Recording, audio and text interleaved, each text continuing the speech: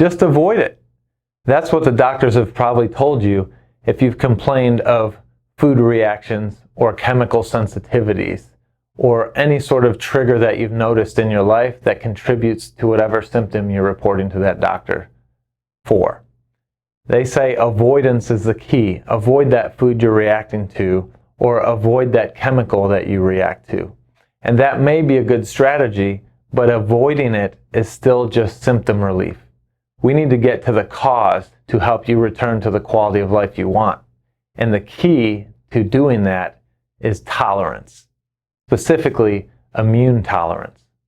I'm Dr. John Bartemus, and I'm putting the pieces together to help you live a life at optimal.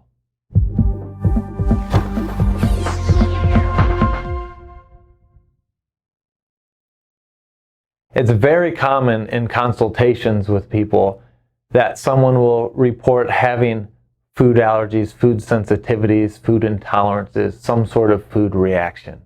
It's also common for people to say that they respond to chemicals, whether it's perfumes or cigarette smoke or the chemicals on clothes, dry cleaners, soaps, etc. And of course, autoimmune disease is rampant everywhere.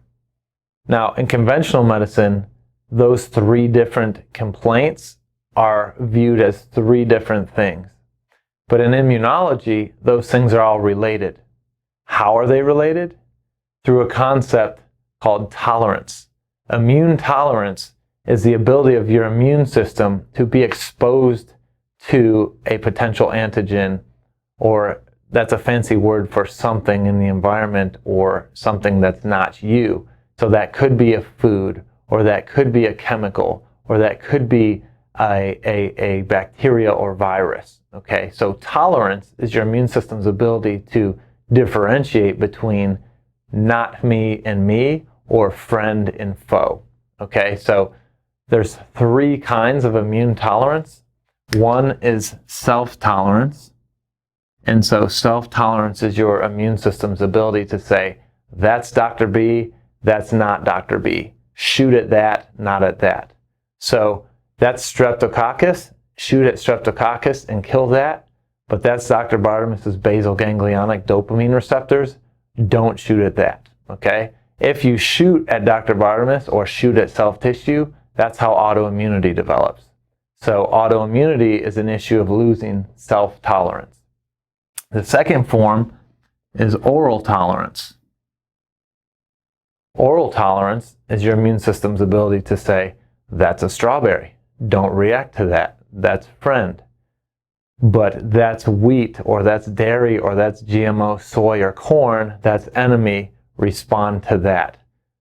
If we lose oral tolerance, we start to have increasing food reactivity against foods that everyone in the world would agree are healthy. So if we surveyed the planet and said, are green beans healthy? You'd probably get close to 100% of people saying yes, but in you, the viewer, green beans may be what trigger your symptoms. What's the disconnect there? Is it something intrinsic in the green bean? Maybe. Or are you losing oral tolerance and your immune system is so activated that it's responding to things that it shouldn't, or it's attacking friends like they're foes?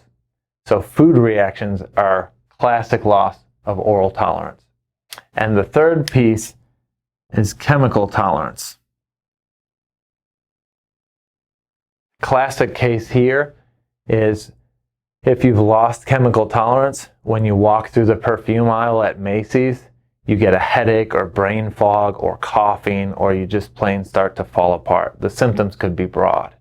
Or maybe you react to underwire in your bra, so you can't wear underwire bras anymore, or the metal in your watches, or the nickel in the button on your jeans. These are chemical sensitivities where normally people aren't responding to these things. They can wear clothes and not have symptoms. So if you respond like that, that's a loss of chemical tolerance. So the three forms: self, oral, chemical tolerance.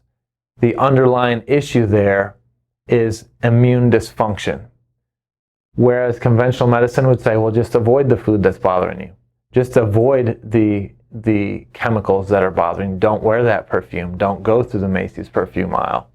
Well, You can't just avoid it.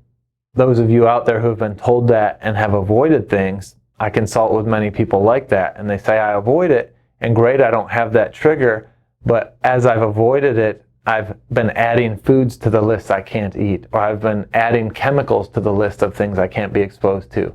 So your world shrinks because you can eat less and less.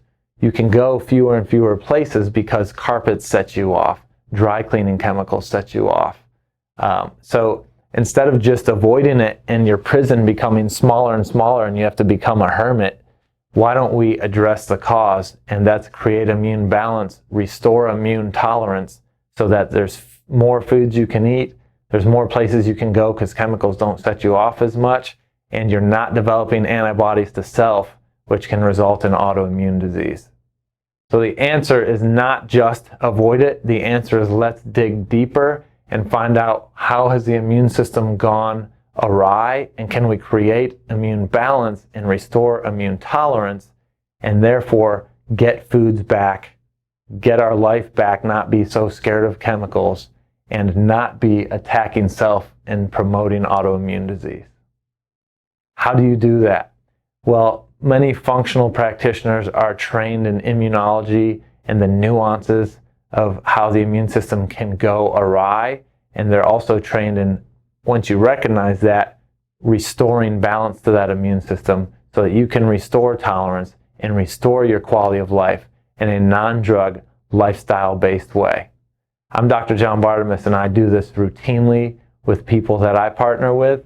If you're looking for help in this area, reach out to me or a functional medicine practitioner near you and get back on the road to a life at optimal.